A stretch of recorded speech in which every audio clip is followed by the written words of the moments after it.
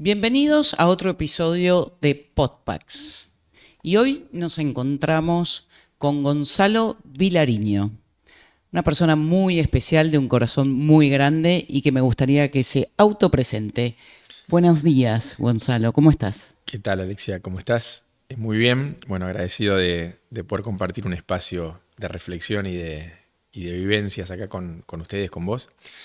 Así que si me tengo que presentar, nada, alguien, un profe de educación física, después hice otra carrera que fue abogacía y fui siguiendo lo que se fue presentando en la vida sin buscarlo y terminé viviendo experiencias muy lindas. Explícame o explica a la audiencia qué pasó cuando te encontró la vocación a vos.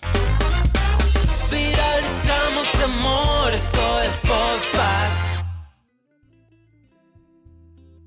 Bienvenidos a Podpacks, el podcast oficial de Pax Assistance. Mi nombre es Alexia Keglevich y soy fundadora de Pax, una empresa de corazón grande sin letra chica. En Podpacks busco compartir relatos de superación, de resiliencia, de valores que nos ayuden y nos inspiren a todos a aportar a un mundo mejor.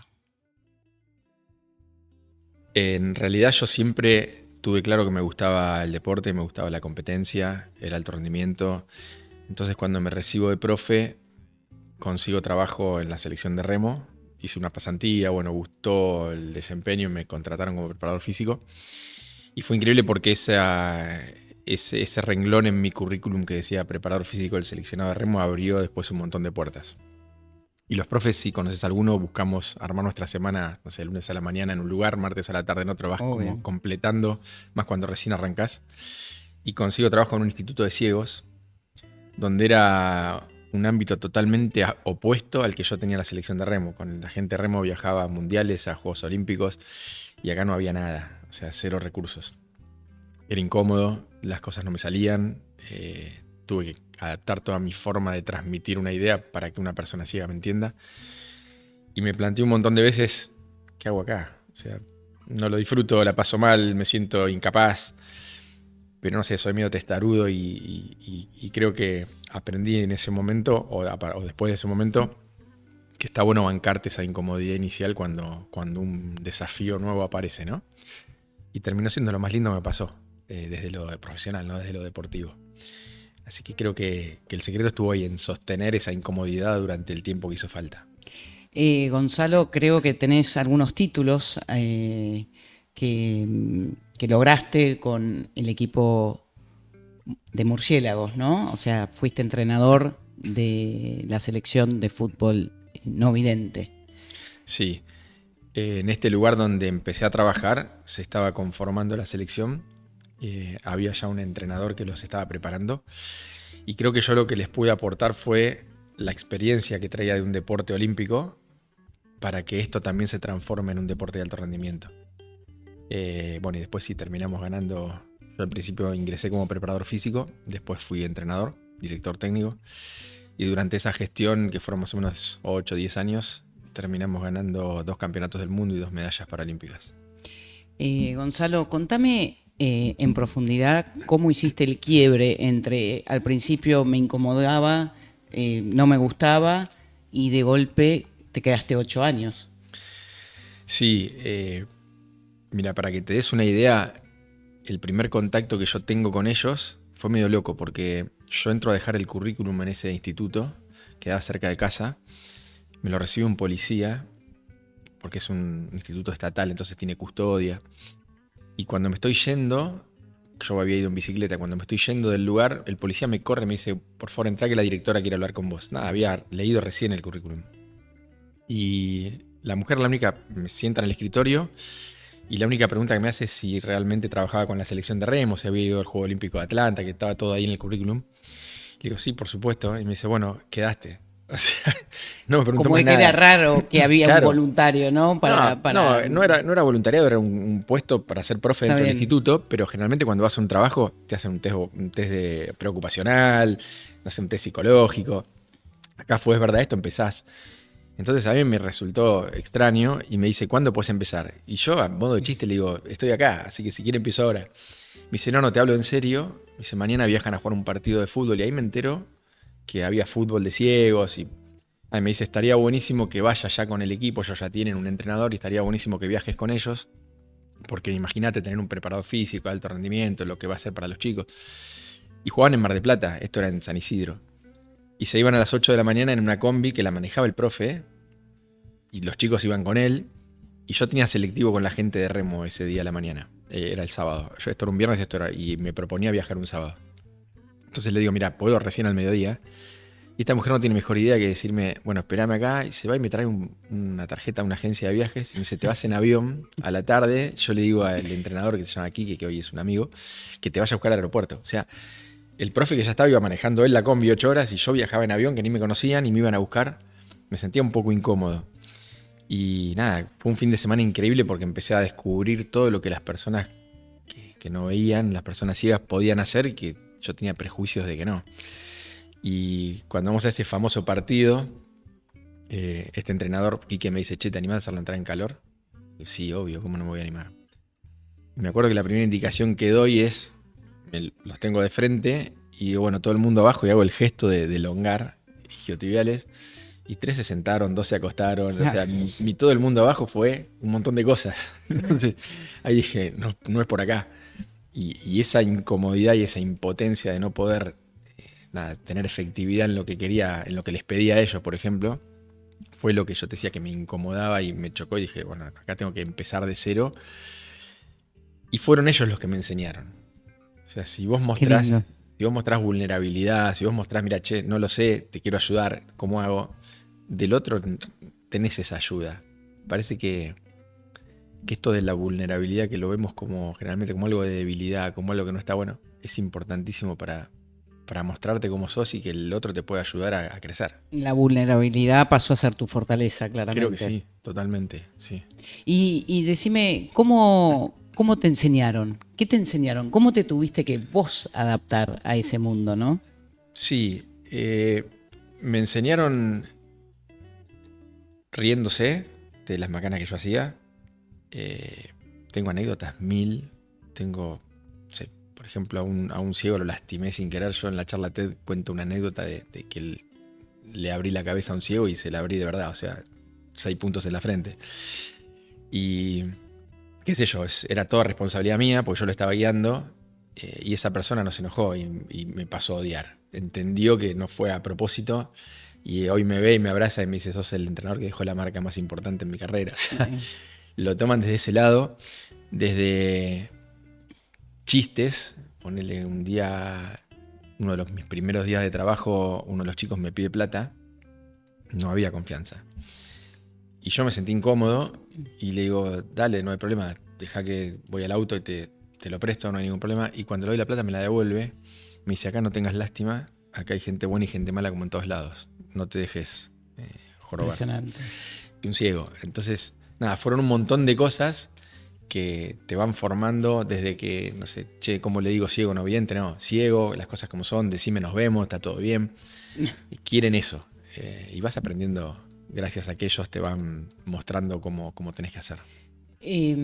Gonzalo, hay que saber recibir mucho, ¿no? Y estar abierto para continuar 8 años, ¿no? ¿Cómo llegaste a crear este equipo de alto rendimiento? Porque en definitiva termina siendo un equipo de alto rendimiento y ganando títulos mundiales. Contame cómo fue ese proceso. Sí, yo no siento que haya sido por mí o por Quique, que era el otro entrenador, que los hayamos creado nosotros. Creo que hubo un montón de gente que ayudó para que esto pase. Por ejemplo, un ciego no puede correr solo, tiene que tener un guía, entonces teníamos profes voluntarios que eran estudiantes de educación física que venían a ayudarnos a entrenar. ¿Y había muchos? Muchos, un Mirá montón. qué lindo. Un montón. Un montón de gente que hizo cosas y que son los que empujan el piano, ¿viste? Los que no se ven. Y nosotros con Quique creo que fuimos un poco los facilitadores para que ese proceso vaya desarrollándose. Y lo más importante fueron las ganas de ellos, porque vos cuando te transformás en un deportista de alto rendimiento dejás de lado 1000 cosas. Tu vida pasa a estar en función de eso y lo demás se posterga todo. Entonces había que ver si ellos realmente querían transitar ese camino, ¿no? Y bueno, la respuesta era cada vez queremos más y cuando veían que había resultados se esforzaban más todavía. Entonces creo que fue algo conjunto. Y desde el rol de entrenador siempre tuve claro que los protagonistas eran ellos. O sea, en ningún momento yo sentí que tenía una línea de trabajo y ellos tenían que adaptarse a eso. Para mí ese camino no es el del entrenador. Para mí el entrenador tiene que valorar la diversidad de su equipo y de cada uno tratar de sacar el 100%. Y para eso vos tenés que ser un entrenador para este jugador y otro entrenador para este jugador. Cada uno necesita cosas distintas. Y eso cuando vas conociendo a tu equipo y vos te pones en función de que ese atleta saque el mejor jugador que tiene adentro, creo que eso es lo que genera unión de grupo, que genera que vayas hacia un mismo lugar, que todos tengan el mismo objetivo. Creo que es el camino que los llevó hasta ese lugar. ¿Cuál es el desafío más importante que puede llegar a tener un deportista de alto rendimiento no vidente o un ciego? ¿Te referís a lo netamente deportivo? A ver, creo que el desafío más importante de ese equipo fue ser reconocidos como deportistas. El dejar de pensar que eran ciegos que jugaban al fútbol, sino que eran futbolistas que no veían. ¿Sí? Porque hoy el nivel de exigencia de un murciélago es el mismo que tiene un jugador de River, de Boca, de la selección argentina. Totalmente. Entrenan con la misma intensidad. Obviamente el contexto es otro, porque no tienen el mismo apoyo económico, o sea, sigue siendo muy diferente, pero la exigencia es la misma. Y creo que cuando se disputó en el 2006 el Mundial en Buenos Aires fue cuando ellos se hicieron conocidos. Y eso, más allá de lo deportivo, les abrió un montón de puertas desde lo social, ¿no? Esto de que los reconozcan como deportistas, que consigan trabajo más fácil, creo que ese fue el desafío más importante. ¿Cómo hace un equipo, o como los murciélagos, o como otros deportes también de ciegos, para recaudar fondos para viajar, para llegar a la alta competencia, digamos? Hoy en el país hay más o menos 25 equipos de ciegos, sí, que están en las mismas condiciones que cuando yo arranqué con los murciélagos. Correcto. 0 recursos. En algún momento se han sumado clubes, River, Boca y demás, pero 0 apoyo económico. ¿Y para qué se sumaron? Solo te doy el nombre, un juego de camisetas y nada. Sigue estando River, por ejemplo, dentro de la liga, pero los chicos no tienen ningún ingreso. Les dan una beca deportiva que es ridícula. Pero los murciélagos, al ser ya un deporte paralímpico, sí tienen una beca deportiva que la entrega la Secretaría de Deportes y obviamente todos los viajes cubiertos, ¿no? Y para ellos es un montón. ¿Qué hace un ciego deportista más allá del deporte? Lo mismo que hacemos nosotros. Tienen su familia, sus hijos, sus trabajos. ¿Tienen sus sueños? Sí, obviamente. Van al teatro, van a la cancha, van a comer con sus amigos. Silvio, que es el emblema de los murciélagos, fue el mejor jugador del mundo mucho tiempo. Ya ahora es grande. Dejó hace 2 años la selección. Todavía está dentro del proyecto de selección porque es un referente importante. Pero Silvio tiene 7 hijos. Vive en San Pedro, iba a Buenos Aires a entrenar todos los días, tiene su proyecto de importar pelotas y venderlas, tiene sus charlas, tiene una vida muy activa. En San Pedro tiene su trabajo también. Entonces, es el que te preguntó dónde estaba el cartel de San Pedro y hiciste saludar, ¿no es cierto? Sí. Tener a Silvio dentro de ese grupo creo que enalteció lo que era el valor del equipo, de los murciélagos, más allá del talento que era increíble como jugaba, ¿no? Cuando empezamos la charla me dijiste que entraste, por supuesto, con algunos prejuicios que fueron volteados inmediatamente, ¿no? ¿Vos sentís que hoy la sociedad aún tiene prejuicios sobre los ciegos? Sí, un montón. ¿Cuáles?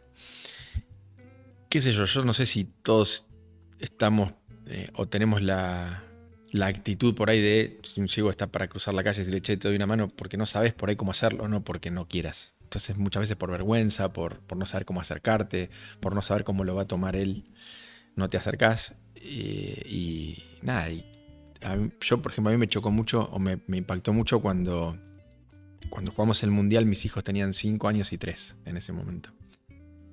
Y para mi hijo entrar al vestuario de los murciélagos era wow. Como si fuese para mí, no sé, entrar al vestuario de la selección argentina. Y yo llegaba a casa después de los partidos y mi hijo me decía, che, tapame los ojos y golpea los palos que quiero patear como Lucas, qué sé yo, que era uno de los jugadores. Entonces, para mí era algo... Los abrazaba cuando llegaban al vestuario y yo cuando veía un ciego a la edad de ellos no sabía qué hacer, me corría porque me daba hasta miedo por ahí. Entonces, creo que sí, la sociedad todavía tiene un pendiente ahí. Un día, te cuento una cosa muy graciosa, un día está cruzando la avenida Libertador yendo al cenar, uno de los jugadores que iba al entrenamiento, y lo estaba cruzando una mujer muy grande, más de 80 años. Y imagínate el ritmo al que iban cruzando la calle, ¿no? Un ciego y una anciana. Y cuando llegamos al entrenamiento, yo llegué con mi auto, lo vi esta situación, y cuando Diego llega al entrenamiento le digo, che, Diego, qué garrón, cruzaste la calle, una persona re grande, tardó un montón. Me dice, vos sabés que cuando vino, me di cuenta por la voz que era muy grande, me ofreció cruzarme y le dije que sí. Me dice, pues yo, sabés que cruzo solo, es de ellos. Claro. Nada, cruzar una calle para Diego era de todos los días. Dice, vos sabés que acepté porque pensando en otros ciegos que por ahí sí lo necesitan, digo, si esta señora yo le digo que no, por ahí después no lo ofrece más. Claro. Y por ahí otro sí lo necesita. O sea, fíjate cómo él, pensando en esa comunidad de ciegos... Justamente te quería preguntar, ¿no? ¿Qué dirías a la audiencia que claramente tiene prejuicios como vos tuviste al principio, para hacer una sociedad mejor, ¿no? Para justamente que esos prejuicios se vayan disipando? ¿Qué vos que sos o que estuviste trabajando tanto con ciegos, ¿no? ¿Qué le dirías a la sociedad común cuando ve un ciego? Que se olviden de que es ciego, o sea, que se olviden en el buen sentido, ¿no? Que lo traten como a cualquier persona, como tratás a una persona que, qué sé yo tendré mis incapacidades, vos seguramente las tuyas, todos tenemos distintas incapacidades. Y el no ver no es nada raro, es algo común, entonces, no común, o sea, es algo que nos puede pasar a cualquiera y es algo que no te limita en tu vida, en el total de las cosas. Entonces, ellos se sienten muy cómodos, o por lo menos yo siento eso, que ellos están muy cómodos cuando uno los trata como cualquier persona. Que se animen a acercarse, que hablen, que nada, hay cosas que incluso son... o por ahí uno se anima a preguntar, como no sé, cómo ves los colores, como que pregunten sin vergüenza porque ellos, nada, no tienen ningún problema en contar cómo viven. Yo hay una charla TED que yo hablo de la discapacidad y creo que la sociedad no está preparada para ellos. Mi siguiente pregunta era, en algunos países del mundo vos ves que la ciudad está preparada justamente para los ciegos. Uh-huh. Yo no siento que Buenos Aires, por lo menos, esté preparada. ¿Es así o es un sentimiento, un pensar mío? No, es así porque estructuralmente nuestra ciudad sigue siendo de un tercer mundo, entonces no tienen los recaudos que tiene que tener una ciudad preparada para personas con discapacidad, no solo ciegos, gente en sillas de ruedas. Entonces están muy limitados, mucho más limitados que en otros países más desarrollados. Pero después está la actitud que tengamos nosotros también, porque por ahí sí hay una rampa en la esquina, pero el que está apurado deja su auto igual ahí. Entonces esa persona por ahí no lo hace con intención de jorobar a una persona que está en silla, pero no tiene idea de lo que le complica la vida a una persona que viene con silla. Entonces me parece que somos todavía poco conscientes de que esas reglas están para que ellos tengan la vida un poquito más fácil. Y si tuvieses una varita mágica y tuvieses el poder de transformar la ciudad para la gente discapacitada, Buenos Aires puntualmente, ¿qué harías rápidamente? Rampas por todos lados para que los chicos que están en silla puedan transitar sin depender de otra persona. Las veredas tendrían que tener un formato distinto para que la persona ciega pueda seguir, porque ellos pisando sienten Correcto. Lo que está abajo. Los semáforos tendrían que tener todos sonidos. Hay un montón de cosas de seguridad o de cuidado que se pueden tener para que haya braille en los ascensores, para que ellos puedan saber a qué piso van. O sea, son un montón de cosas que creo que hoy en las nuevas reglamentaciones se están incluyendo, pero es muy poquito lo que hay respecto de lo que había. Gonzalo, sé que también después de los murciélagos te fuiste a entrenar a los chicos de Power Chair. Contame un poquito más de eso. Bueno, ahí fue otro cambio, otro desafío donde hubo un montón de errores de vuelta, porque la discapacidad es distinta. Contá un poquito qué es sí. el Power Chair. El Power Chair es una selección argentina. Hay creo que hay 8 equipos en el país. Son chicos que tienen, la mayoría tienen una enfermedad que se llama atrofia médulo-espinal y están en silla, no pueden caminar, obviamente no tienen fuerza para ser autosuficientes, para comer, para bañarse. Y dependen siempre de un asistente. Hay otros chicos que por ahí tienen alguna parálisis por algún accidente, que no es lo mismo que una enfermedad, pero bueno, también por ahí no pueden mover sus brazos y sus piernas. Y juegan al fútbol en sillas de ruedas a motor, con un joystick.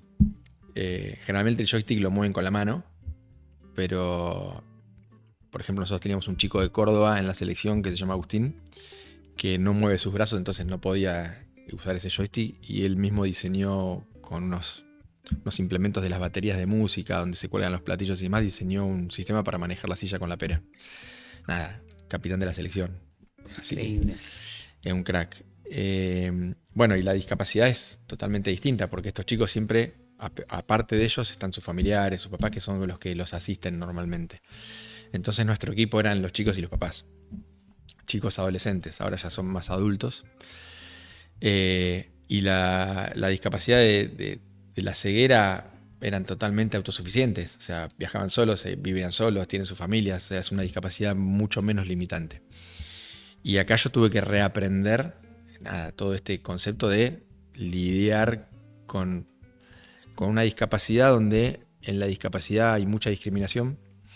Y yo tenía que formar una selección. Entonces, por un lado había que lograr que entiendan que yo tenía que elegir a los 8 mejores, y eso no era discriminar a los que no eran esos 8 mejores, porque íbamos a ir a jugar un mundial y teníamos que ir con el mejor equipo. Entonces, cuando eso está claro, no hay ningún problema. Porque cuando las reglas están hechas para que ellos compitan, acá se juega en una cancha de básquet, 4 contra 4, hay reglas que son específicas de este deporte, y ahí la discapacidad desaparece, se transforma en competencia. Si vos o yo nos subimos a una silla, tiene tanta sensibilidad que no la podemos dominar. Bueno, tenemos una incapacidad para dominar esa silla. Estos pibes a esa silla la dominan a la perfección. Entonces ahí ya entra a haber competencia. Y llega un punto que te olvidas de la discapacidad cuando estás preparando un equipo para competir. Después el problema es cuando termina la sesión de entrenamiento y vuelven a la vida diaria y tienen que subir a su auto, no está la rampa. Pero bueno, nada, pasa por una discapacidad distinta, y yo tuve que adaptarme más que nada a esto, lidiar con ellos convivir con esta incapacidad con ellos y con sus familiares, y tratar de lograr darle el contexto de selección argentina a un equipo que se estaba formando para competir en un deporte que se juega hace 30 años. Mencionaste que en esta discapacidad de atrofia muscular, en general los chicos no son autosuficientes como son los ciegos, ¿no? Entonces necesitan ayuda. Me imagino que no todos los chicos tienen la capacidad económica, o los padres, de tener esa ayuda. ¿Es así? Es una lucha constante de ellos. Mira, es tan cruel el sistema de salud que ellos tendrían que tener un asistente por obra social que esté pago. Bueno, y no existe. Existe, pero nunca con la dedicación que tiene que tener. Hay una vacuna que se descubrió hace no mucho tiempo, que se llama Spinraza, que cuesta muchísimo dinero. Es un tratamiento que cuesta, no estoy seguro, pero cerca de $500.000 por año, y tenés que darte una por año, inviable para la mayoría. Y hay toda una puja entre los laboratorios y el Estado, porque el Estado se tiene que hacer cargo, pero es una sola persona y es mucha plata para una sola persona. Entonces, nada, lo cruel que es la sociedad de que hay algo que detiene esa enfermedad y no la pueden tener por un tema económico. Tremendo. Es tremendo, sí. Pero bueno. ¿Y en otros países del mundo cómo se lidia? Creo que es algo similar, porque en realidad yo tengo entendido que los laboratorios, no soy experto en esto, pero por lo que fui escuchando, los laboratorios tienen como un seguro, las obras sociales, las prepagas, las obras sociales tienen como un seguro. Cuando algo es impagable como esto, el Estado tiene que hacerse cargo de eso. Entonces hay como una puja entre las obras sociales y el Estado. Y por otro lado están los amparos de los chicos. ¿Y por qué el laboratorio no lo haría mucho más accesible este tipo de... Es que creo que pasa por un vacunas? tema de mercado, porque son tan poquitas las personas que la necesitan Sí. y es tanto lo que se invierte en investigación que la ecuación les da que tienen que cobrarla ese dinero. No es algo masivo como no sé, un ibuprofeno que lo tomamos mucha gente. Pero vos pones a pensar, decís, la humanidad descubre esto que ayudaría a estas personas, sí, es duro. También sabemos que los laboratorios lideran casi el mundo económico de la mayoría de los países, con lo cual es algo que yo estoy cuestionándome permanentemente, ¿no? O sea, por eso lo tiro acá como para debate. Tal cual. Gonzalo, dentro de estos ya más de 10 años, ¿no? Trabajando con gente con incapacidades o capacidades diferentes, ¿no? ¿Cuál fue tu aprendizaje más profundo? A mí lo que me pasaba mientras trabajaba con ellos era que cuando, no sé, trabajaba en la mañana en mi trabajo en el estudio y a la tarde por ahí iba a los entrenamientos o con los de Power, que era generalmente los fines de semana en concentraciones, es como que venía con ciertas preocupaciones del día a día y haciéndome problema por ahí, y cuando llegaba y decía, ¿qué estoy haciéndome problema y por qué? O sea, es como que te ponían en foco y te mostraban el norte todo el tiempo, que era lo importante. Eso me pasó mucho y aprendí sobre todo cuando hice los dos procesos, el de los murciélagos, que fue con un montón de resultados deportivos, y el de Power, que era imposible pretender ser campeones del mundo contra equipos que jugaban hace 30 años. Y que igual tuvo su desarrollo y llegamos a un puesto a nivel internacional importante con el poquito tiempo que trabajamos, pero no fuimos campeones del mundo. Y a mí me pasó que cuando transité los dos procesos me di cuenta de que, o aprendí que lo importante era el camino, ¿no? Porque disfruté tanto un proceso como el otro. Y me acuerdo cuando ganamos el primer campeonato del mundo con los murciélagos, estábamos dando la vuelta olímpica, fue en Brasil, en Río de Janeiro, y cuando estamos dando la vuelta olímpica hay como un ritual de que los jugadores se van pasando la copa uno al otro, le dan un beso, se la pasan al otro. Nosotros corríamos con ellos guiándolos, y en un momento me llega la copa a mí para pasársela a otro jugador, y me acuerdo que la miré, era una copa bastante fea, medio de plástico, ¿viste? Y miré como adentro de la copa y me cayeron un montón de fichas juntas. Fue como, ya está, o sea, era esto, ser campeones del mundo, eso tan soñado, tan... que tanto ilusionábamos y que tantas ganas teníamos, llegó, somos los número 1 en este momento y era esto, no era tan mágico. O sea, es un momento más. Y ahí te empezás a plantear, che, y disfruté todo esto para llegar hasta acá, que es una hora, un ratito. Entonces, yo tuve 2 ciclos con los murciélagos y en los 2 fuimos campeones del mundo. Y en el segundo ciclo me propuse disfrutar a pleno cada entrenamiento, cada momento, cada charla. Y pienso que si en ese segundo ciclo que nos tocó ganar también, si no hubiésemos ganado, yo hoy te estaría diciendo disfruté mucho más el segundo ciclo que el primero que ganamos. Porque me permití... yo venía, en el primer ciclo yo venía con el chip del remo, con la distancia entre el atleta y el preparador físico, cada uno su función, no involucrarte en la vida. Y acá había un montón de necesidades y yo había cosas que no hacía porque quería respetar mi rol. Y en el segundo ciclo dije, lo que sienta. Y empecé a hacerme amigo de los chicos, a ver si los podía ayudar en algo, a permitirme tener charlas de otras cosas. Y me hice amigo de los jugadores. Y no hubo ningún problema. Lo disfruté muchísimo más. Pues sabes que siempre ahora, especialmente post pandemia o con las generaciones de chicos, hablamos mucho de la poca tolerancia a la frustración, ¿no? Entonces me imagino estos chicos mucho más fuertes respecto de eso, ¿no? Como un chico de Power o un murciélago enfrenta esa frustración, que me imagino que es bastante seguida a los ojos nuestros y probablemente no a los ojos de ellos, ¿no? Sí, ellos se frustran desde el día 1. O sea, una persona que nace ciego, que se queda ciega y que se choca con algo porque no lo ve, ya es una frustración y es un enojo. hemos tenido chicos que se quedaron ciegos en la adolescencia. Imagínate todo lo que implica ser adolescente, donde hay un montón de cambios en tu cuerpo, en tu cabeza, y de golpe aparte te aparece esto. Y cada uno lo pudo ir sobrellevando como pudo. Pero el que superó eso, después que se va a frustrar porque no gana un torneo. Yo siempre me río de un chiste que hay un chico que se llama Diego Serega, que yo lo quiero muchísimo. Es un referente de la selección. Y era un tipo que era, yo digo que el capitán era Silvio, porque era el más talentoso y era perfecto lo que hacía, colaboraba con sus compañeros, pero teníamos atrás de Silvio a otro capitán que era Diego, que no tenía la cinta, pero era el que se ocupaba si alguno se sentía mal, siempre empujaba para adelante, estaba atento a todo. Y Diego se quedó ciego a los 17 años. Y él cuenta que se quedó ciego por una enfermedad, nada, medio feo cómo le pasó, pero pierde un ojo, después pierde el otro. Y el día que queda ciego totalmente, él tenía pensado salir con sus amigos y se le arruinó esa salida. Bueno, y él dice, ese día me quedé ciego, se me disparó a partir de ahí una diabetes, no sé qué otra cosa más dijo, me faltó quedar embarazado, dijo. Y era el mejor día de mi vida. Y lo cuenta hoy como... Y después tenés otro que cuando gana el Mundial le hacen una entrevista y le dicen ¿qué sentís? Un periodista, y el flaco dice, Oscar se llama, dice, agradezco a la vida haberme quedado ciego. También se quedó ciego a los 18. Y el periodista dice, no te puedo creer lo que me estás diciendo. ¿Por qué dices eso? Dice, mira, yo no había terminado el colegio, hacía cualquiera, mis viejos no me aguantaban más en casa porque yo no estudiaba, no trabajaba.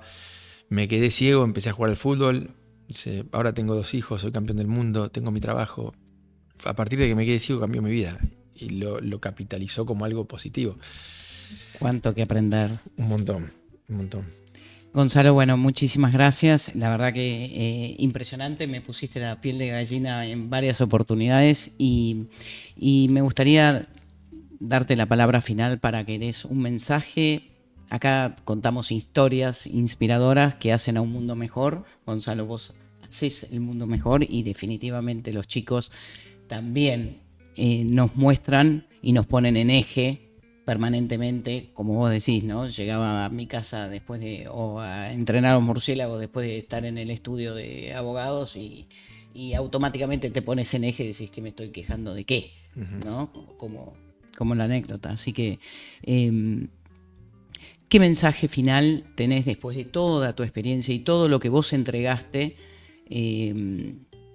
a estos chicos, ¿no? Tanto de Power o Murciélagos, ¿no? ¿Qué mensaje final tenés a esta sociedad que es en realidad la mayoría, ¿no? Que tiene esos prejuicios hacia con estas personas de capacidades diferentes, que tienen muchísimas más capacidades, por lo menos emocionales, mejor que nosotros, ¿no? A la sociedad respecto de la discapacidad es que no miremos para el costado, que sepamos que hay gente que tiene menos herramientas que nosotros o tiene más dificultades que nosotros para el día a día, y que no nos cuesta tanto, yo creo que no nos cuesta tanto poder ayudar un poquito en eso, en respetar ciertas reglas, en tratar de colaborar para que ellos tengan un poquito más fácil las cosas. Y después, saliendo de la discapacidad, en cuanto a la experiencia de haber vivido estos procesos, esto de entender que el resultado numérico no es lo más importante. Más allá de que todos vamos a querer ser los campeones del mundo, que todos vamos a querer ganar un partido, cuando pasa el tiempo te das cuenta que eso no es lo más importante. Y cómo jugaste, ¿sí? Entonces, yo trato de transmitir, cuando charlo sobre esto, que nosotros podemos tratar de conformar equipos de alto rendimiento, siendo nosotros jugadores o entrenadores o lo que nos toque ser de alto rendimiento, que es dando todo, comprometiéndonos, haciendo lo mejor que podemos, pero eso no nos va a asegurar un buen resultado. No nos va a asegurar ser los número 1, ser los campeones. Que el éxito es muy esporádico. Por ahí ganás una vez de 10, si lo medís numéricamente. Pero el ya crecer como jugador o crecer como equipo ya es una ganancia y es un objetivo. Y eso hace que los equipos sean prestigiosos. Hoy los Murciélagos tienen prestigio, más allá de que ganen o no un torneo. Los Pumas van cada vez mejor. Todavía no fueron campeones del mundo nunca, podemos decir que no tuvieron éxito, pero tienen un prestigio enorme, porque van construyendo a partir de valores ese prestigio, que probablemente te pongan cerca del éxito, pero no quiere decir que lo tengas. Entonces, si trabajamos para el éxito nos vamos a frustrar, porque es muy poco probable que tengamos éxito. Pero si trabajamos para ser prestigiosos vamos a estar contentos de cómo lo hicimos. Y creo que cuando termine este enorme campeonato que es la vida, por lo menos cuando yo mire para atrás voy a tratar de sentirme tranquilo de que jugué como quería, más allá de lo que me tocó ganar o perder.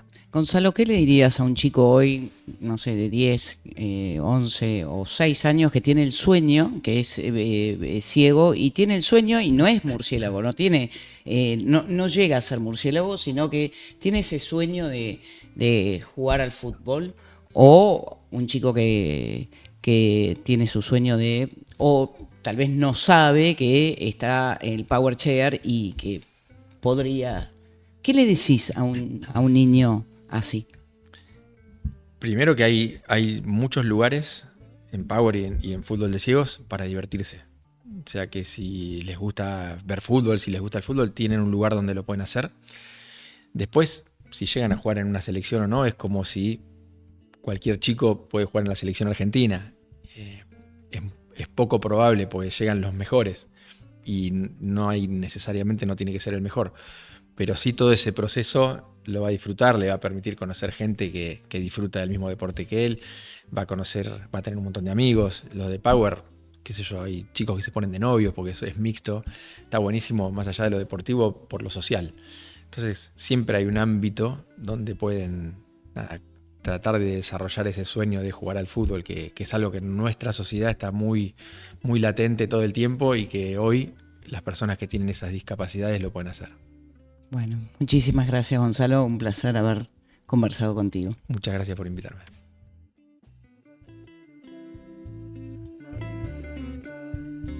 Sa